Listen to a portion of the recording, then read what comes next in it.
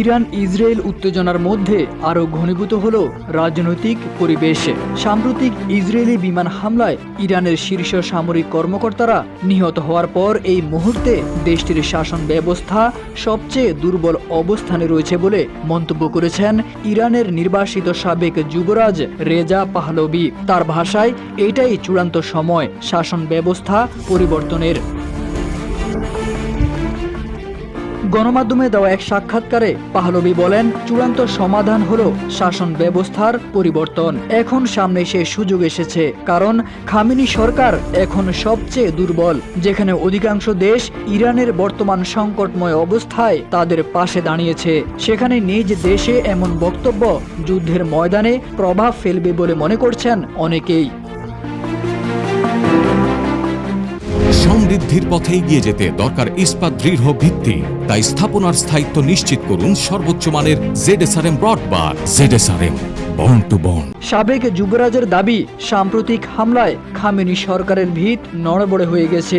একই সঙ্গে উজ্জীবিত হয়ে উঠেছে সরকারের বিরোধী গোষ্ঠী। বিরোধীরা এখন আগের চেয়ে অনেক বেশি প্রস্তুত ও সক্রিয়।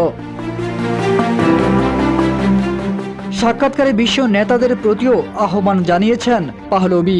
তিনি বলেন, নিষ্ক্রিয়ভাবে বসে না থেকে আন্তর্জাতিক সম্প্রদায়কে এখন দেখাতে হবে তারা শুধু নিষেধাজ্ঞায় সীমাবদ্ধ থাকবে না, বরং গণতন্ত্র ও স্বাধীনতার লড়াইয়ে ইরানি জনগণের পাশে থাকতে পরবর্তী পদক্ষেপ নিতে প্রস্তুত। তার মতে, ইরানের জনগণ আজ গণতন্ত্রের জন্য প্রস্তুত, দরকার কেবল বৈশ্বিক রাজনৈতিক সমর্থন। রেজা পাহলভি হলেন ইরানের শেষ সম্রাট শাহ মোহাম্মদ রেজা পাহলভির পুত্র। 1979 সালের ইসলামী বিপ্লবের সময় তার পিতা ক্ষমতাচ্যুত হন এবং পরিবার সহ দেশ ত্যাগ করেন। সেই থেকে রেজা নির্বাসিত জীবন কাটাচ্ছেন। তবে প্রবাসে বসে থেমে থাকেননি তিনি। দীর্ঘদিন ধরে ইরানে গণতন্ত্র প্রতিষ্ঠার লক্ষ্যে বিভিন্ন আন্তর্জাতিক মহলে প্রচার চালিয়ে যাচ্ছেন। সাম্প্রতিক বছরগুলোতে রেজা পাহলভিকে ইসরায়েল সফর করতেও দেখা গেছে, যা রাজনৈতিক বিশ্লেষকদের মতে বেশ তাৎপর্যপূর্ণ। বিশেষ করে এই মুহূর্তে যখন ইসরায়েল ও ইরানের মধ্যে যুদ্ধ চলছে, তখন শাহপুত্রের এমন বক্তব্য অভ্যন্তরীণ রাজনীতিতে বড়সড় ধাক্কা হয়ে উঠতে পারে।